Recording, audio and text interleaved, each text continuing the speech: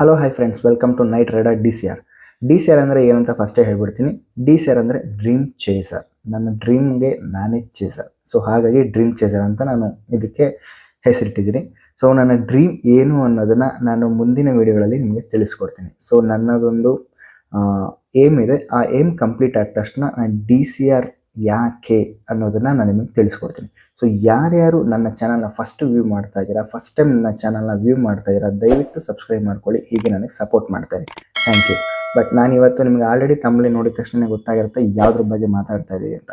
ಹೌದು friends, Moto ವ್ಲಾಗಿಂಗ್ಗೆ ನೀವು ಕಡಿಮೆ ಬಜೆಟಲ್ಲಿ ನಿಮ್ಮ ಸೆಟಪ್ನ ಹೇಗೆ ರೆಡಿ ಮಾಡ್ಕೋಬೋದು ಅನ್ನೋದು. ಸೊ ನಾನು ನಿಮಗೆ ಇಲ್ಲಿ ತಿಳಿಸ್ಕೊಡ್ತಾ ಇರೋದು ಒಂದು best moto vlogging low budget ಎಷ್ಟರಲ್ಲಿ ಇರುತ್ತೆ ಮತ್ತು ಎಷ್ಟರಲ್ಲಿ ಮಾಡ್ಕೋಬೋದು ಅನ್ನೋದನ್ನು ನಾನು ನಿಮಗೆ ಇದರಲ್ಲಿ ತಿಳಿಸ್ಕೊಡ್ತಾ ಇದ್ದೀನಿ. ಸೊ ನಿಮಗೆ ನನ್ನ ವಿಡಿಯೋ ಇಷ್ಟ ಆದರೆ ದಯವಿಟ್ಟು ಲೈಕ್ ಮಾಡಿ, ಶೇರ್ ಮಾಡಿ, ಕಮೆಂಟ್ ಮಾಡಿ, ಮರಿಬೇಡಿ ಸಬ್ಸ್ಕ್ರೈಬ್ ಮಾಡ್ಕೊಳ್ಳೋದನ್ನು. ಓಕೆ, ಸೊ ವಿಡಿಯೋ ಸ್ಟಾರ್ಟ್ ಮಾಡೋಣ ಬನ್ನಿ. ಮೋಟೋ ವ್ಲಾಗಿಂಗ್ ಮಾಡೋದಕ್ಕೆ ಫಸ್ಟ್ ಬೇಕಾಗಿರೋದು ಕ್ಯಾಮ್ರಾ. ಸೊ ನೀವು ಕ್ಯಾಮ್ರಾಗೆ ಬಜೆಟ್ನ ಯೂಸ್ ಮಾಡಿಲ್ಲ ಅಂದರೆ ನಿಮ್ಮ ಮೋಟೋ ವ್ಲಾಗಿಂಗ್ ಅಷ್ಟು ಚೆನ್ನಾಗಿ ಬರೋದಿಲ್ಲ. ಯಾಕೆ ಅಂತ ನಾನು ನಿಮ್ಗೆ ನೆಕ್ಸ್ಟ್ ತಿಳಿಸ್ಕೊಡ್ತೀನಿ. ಮೊದಲನೇದಾಗಿ ನನ್ನ ಬಜೆಟಲ್ಲಿ ನಾನು ಹಾಕ್ಕೊಂಡಿದ್ದಂಥ ಬಜೆಟ್ ಬಂದು 40,000 ರೂಪಾಯಿ. ಸೊ 40,000 ರೂಪಾಯಲ್ಲಿ ಮೋಟೋ ವ್ಲಾಗಿಂಗ್ ಬಜೆಟ್ ಬರುತ್ತಾ? ಖಂಡಿತವಾಗ್ಲೂ ಬರುತ್ತೆ. ಇವಾಗ ನಾನು ತೊಗೊಂಡಾಗೇ ಬಜೆಟ್ ಕಡಿಮೆ ಇತ್ತು, ಬಟ್ ಇವಾಗ ಲೆಕ್ಕ ಹಾಕೊಂಡ್ರೆ ಒಂದು ಸ್ವಲ್ಪ 45ವರೆಗೂ ರೀಚ್ ಆಗಬಹುದು. 40,000 ರೂಪಾಯಿ ನನ್ನ ಬಜೆಟ್ ಇದ್ದಿದ್ದು. ಆ 40,000 ರೂಪಾಯಿನಲ್ಲಿ ನನ್ನ ಟಾರ್ಗೆಟ್ನ ನಾನು ಕಂಪ್ಲೀಟ್ ಮಾಡಿದ್ದೀನಿ.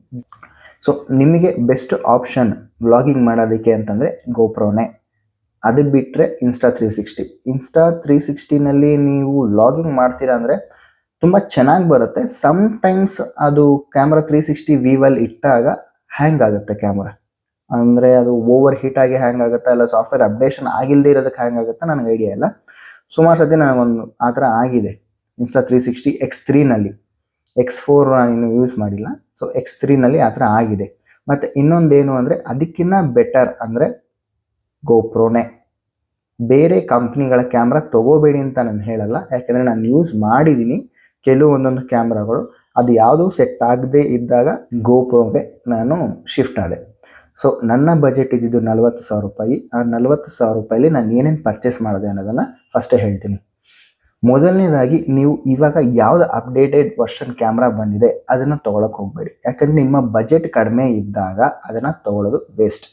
ನಿಮ್ಮ ಬಜೆಟಲ್ಲಿ ಯಾವುದು ಕೂಡ ಬರೋದಿಲ್ಲ.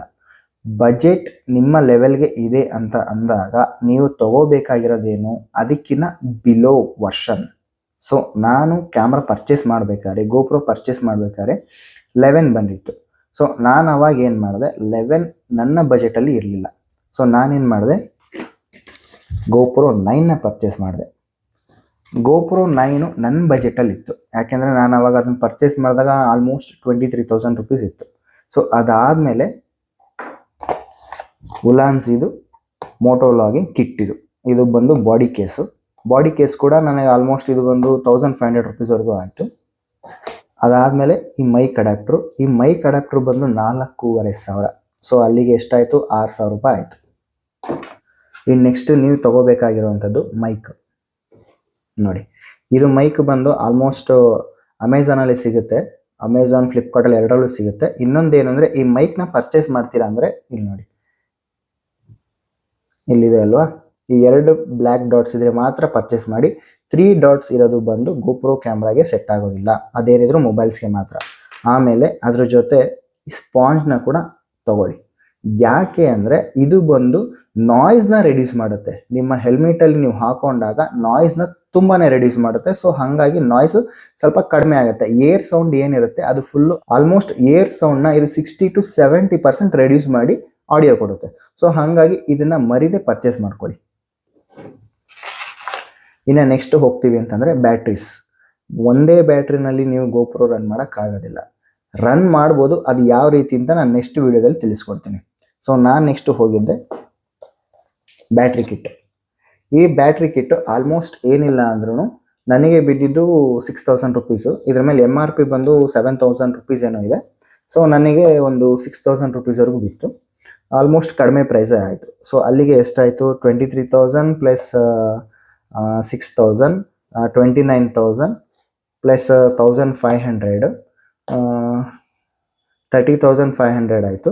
30,500 ಪ್ಲಸ್ 4500 35,000 ಪ್ಲಸ್ ಇದು ಮೈಕ್ ಮತ್ತು ಇದು ಎರಡು ಸೇರಿ ಆಲ್ಮೋಸ್ಟ್ 600 ರುಪೀಸ್ ಬಿತ್ತು. ಆಲ್ಮೋಸ್ಟ್ ಎಲ್ಲ ಸೇರಿ ಒಂದು 37,000 ಅಂತಲೇ ಅನ್ಕೋಣ. ಸೊ ನನ್ನ ಬಜೆಟಲ್ಲಿ ಇದ್ದಿದ್ದು 40,000. ಸೊ ನಾನು 37,000ಅಲ್ಲಿ ನನ್ನ ಫುಲ್ ಕಿಟ್ನ ರೆಡಿ ಮಾಡಿಕೊಂಡೆ.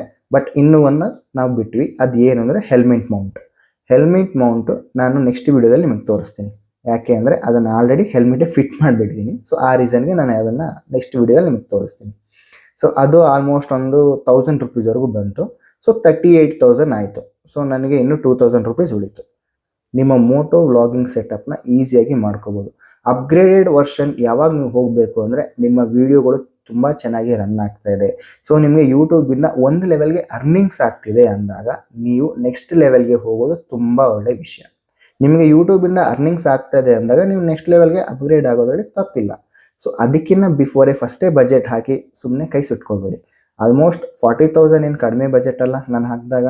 So better than okay. ನನಗೆ ಇವಾಗ ಸದ್ಯಕ್ಕೆ ನಾನೊಂದು ಬೇರೆ ಚಾನಲ್ ಮಾಡಿದ್ದೆ, ಬಟ್ ಅದು ಬೇರೆ ಕಂಟೆಂಟಲ್ಲಿ ರನ್ ಆಗ್ತಾ ಇದೆ. ಸೊ ಹಾಗಾಗಿ ಈ ಚಾನಲ್ನ ಮತ್ತೆ ನಾನು ಹೊಸದಾಗಿ ಓಪನ್ ಮಾಡಿದ್ದೀನಿ. ಸೊ ಯಾರ್ಯಾರಿಗೆ ನನ್ನ ಕಂಟೆಂಟ್ ತುಂಬ ಇಷ್ಟ ಆಗಿದೆ ದಯವಿಟ್ಟು ನನ್ನ ಚಾನಲ್ನ ಸಬ್ಸ್ಕ್ರೈಬ್ ಮಾಡ್ಕೊಳ್ಳಿ, ಮರೀದೆ ಶೇರ್ ಮಾಡಿ.